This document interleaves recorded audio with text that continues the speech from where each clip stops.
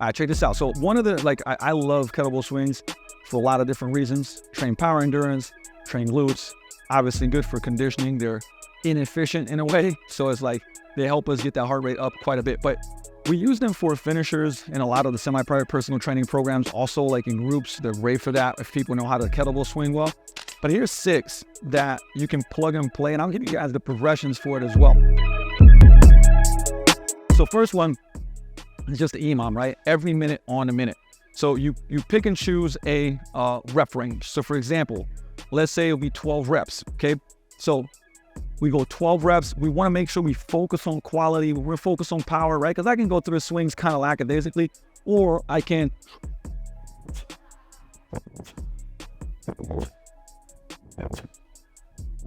so pretend that this is 12. So I hit my 12. Let's say it took me 20 seconds to do that. I like active recovery in between, meaning not just standing around, but you could even do like jump rope. You know, I like people just moving and doing stuff so the heart rate stays decently high. Top of the next minute, boom, and I go.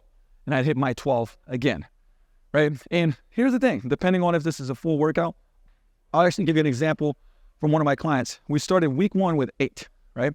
Now they're pretty fit, so this is a progression model of, again, them training quite a bit. You don't have to start at 8 rounds, because 8 rounds of 12 is 96 swings, right? They might start at 5 or 6 minutes, okay? Every week, very simple, just add a minute. If they're pretty advanced and fit, you can add 2 minutes, right?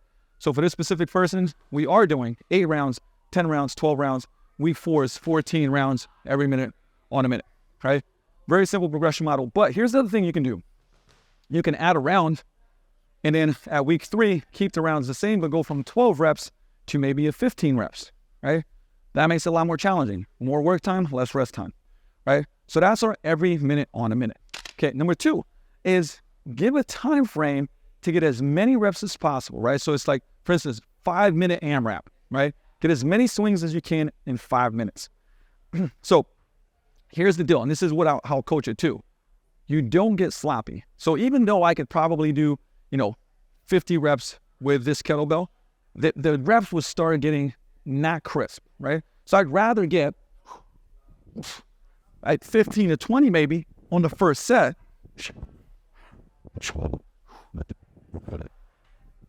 And also the grip might be a limiting factor on this. Once you go for that long, it's like, okay, I'm slowing down a little bit. Shaking off. All right, right back at it, right? And again, you would throughout that time probably start cutting down on the amount of reps you're doing.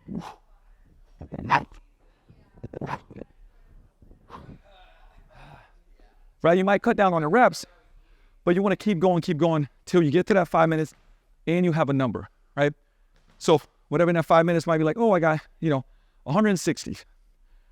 Week 2, you're trying to beat, right? You're trying to beat that number, and then you got a couple options. Week 3, you can beat that number or you add a little bit of time, right?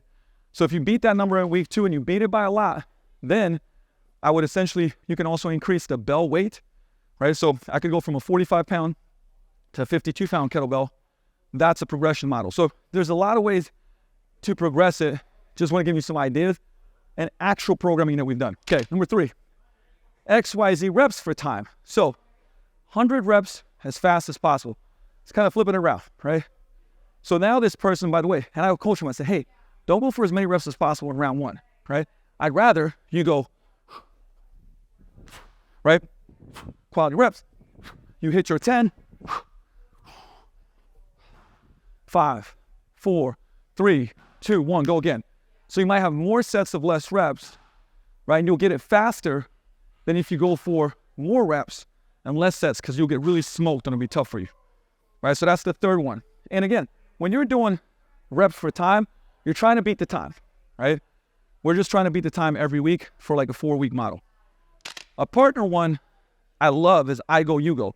Again, you have a total time, for instance, you have a total reps. So it might be 120 reps and you go 10 reps each. So as soon as I'm done with my 10, so let's say this is 7, 8, 9, 10, put it down, step back, partner goes, boom. They're doing their 10. I step in. I do my 10, right? This is a great one just from a standpoint of a partner drill, supporting the other person's coaching you on. It kind of builds in your rest breaks because you can't mess around, right? It's like, oh, they're done. I got to go, okay? And from there, again, you would build, to me, on I go, you go, we're just building the sets per week, right? We're going from 120, 130, 140, probably just adding one a week. It's a very simple progression. Now, this next one, really love it, and it's called a swing ladder, but there's a lot of ways to do this, but this is a heavier to light, right? So we're going to start with less reps, and this is going to be one set, for example, right? And I just picked some random bells. Obviously, they go from heavier to lighter. In this scenario, I might go 8, 10, 12, 15. Minimal breaks in between, enough for me to get fresh enough to have a good set. And one of these is going to be kind of like one block for me, right? So go heavy. All right, from there I would go to 10. So I'm shaking it off a little bit. A couple of deep breaths, because I want the reps to be crisp and I want them to be ready, right? Go here.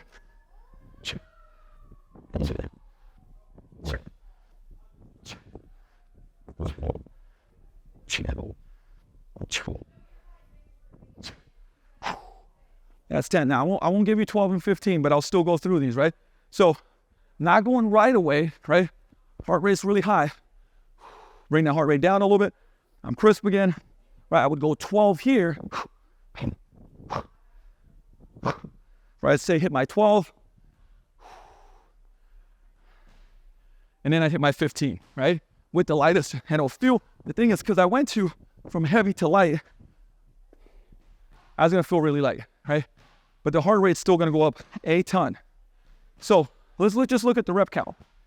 8, 10 is 18, 12 is 40, 15 is 55, right? So if we do 3 rounds of this, we're doing 165 reps at the end, going from heavy to light. Obviously, that's a lot of work, but great finisher. And last but not least, number 6. I might even take a lighter bell for this. This is a countdown ladder, single arm, okay?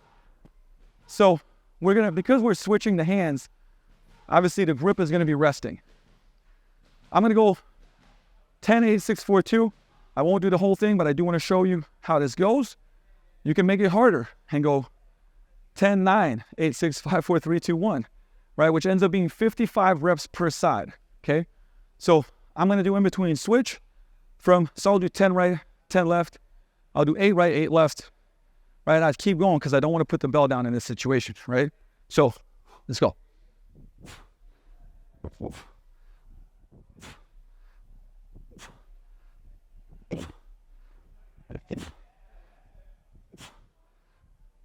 I'm pretty sure this is 10. All right, switch up and go.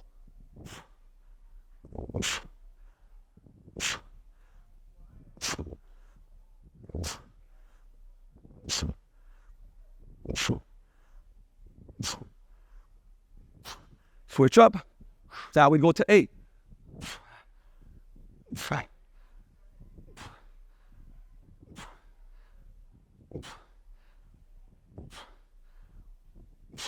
Switch up. Last one I'll show.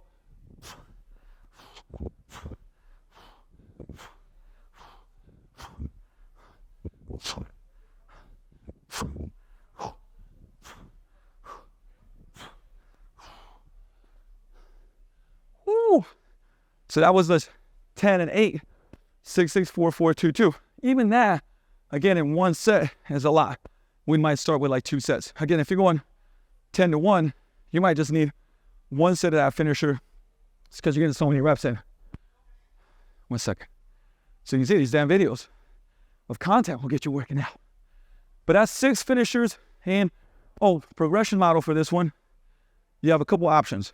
Do it for 2 weeks, then add a set. Also, if you're doing a countdown, you could add a rep in week 3. All right, so try to beat the time from week 1 to week 2.